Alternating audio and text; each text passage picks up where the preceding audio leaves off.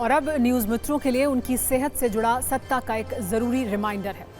आप में से बहुत सारे न्यूज़ मित्र होंगे जो आमतौर पर बुखार, सर्दी या एलर्जी होने पर कोई दवा खा लेते होंगे या फिर किसी मेडिकल स्टोर के दुकानदार से पूछकर दवाई खरीद लेते होंगे। लेकिन अब ऐसा करना आपके लिए खतरनाक हो सकता है। अब आपको दवा खरीदने या खाने से पहले कुछ ज़रूरी बातें चेक करनी होंगी और इसकी वजह भी समझ लीजिए। दरअसल भारत सरकार ने दवा कंपनियों को एक बड़ा झटका दिया है। सरकार ने 156 दवाओं के फिक्स्ड डोज कॉम्बिनेशन पर रोक लगा दी है और सरकार ने इन दवाओं पर प्रतिबंध लगाते हुए कहा है कि ये इंसान के स्वास्थ्य के लिए खतरनाक साबित हो सकती हैं। फिक्स्ड डोज कॉम्बिनेशन वाली दवाएं 2 या 2 से ज्यादा दवाओं को निश्चित अनुपात में मिलाकर बनती हैं। इन्हें कॉकटेल दवाएं भी कहा जाता है, लेकिन ऐसी 156 दवाओं को सरकार ने प्रतिबंधित कर दिया है। खास बात यह है कि जिन दवाओं पर बैन लगाया गया है उनमें से ज्यादातर का इस्तेमाल पेन किलर, बुखार या फिर सर्दी की दवा के तौर पर किया जाता है। इसके अलावा इसमें हाई ब्लड प्रेशर की दवाएं भी शामिल हैं। साथ ही एलर्जी की दवा भी है। जिन दवाओं को प्रतिबंधित किया गया है उस लिस्ट में कुछ मल्टीविटामिन और एंटीबायोटिक दवाओं के कॉम्बिनेशन भी शामिल हैं।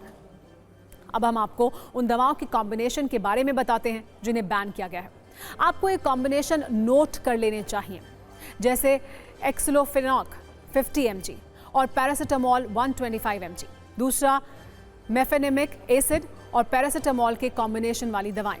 तीसरा, सेट्रिजीन HCl, पैरासीटामोल और फेनाइलफ्राइन HCl से मिलाकर बनी दवाएं। इसके अलावा लेवोसिट्रिजीन, फेनिलफ्राइन HCl और पैरासीटामोल के कॉम्बिनेशन वाली दवाएं भी बैन की गई हैं। साथ ही पैरासीटामोल के साथ मेलेट और फेनाइल प्रोपेनोलमाइन का कॉम्बिनेशन भी इसमें शामिल है। कैमिलोफिन हाइड्रोक्लोराइड 25 mg और पैरासीटामोल 300 mg का भी इसमें नाम है। साथ ही केंद्र ने पैरासीटामोल, ड्रामाडोल, टोरिन और कैफीन के कॉम्बिनेशन पर भी प्रतिबंध लगा दिया है।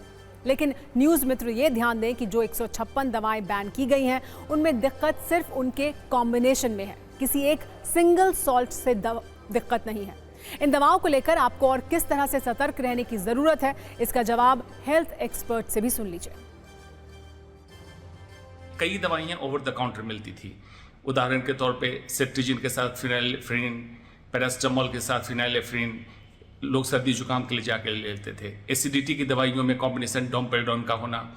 इस तरह से 2 समस्या आ रही थी। एक तो मरीज को पता नहीं है, डॉक्टर भी एक दवाई लिखने की जगह कॉम्बिनेशन दवाई अगर लिख रहा है तो मरीज के ऊपर साइड इफेक्ट होने की संभावना बढ़ती थी।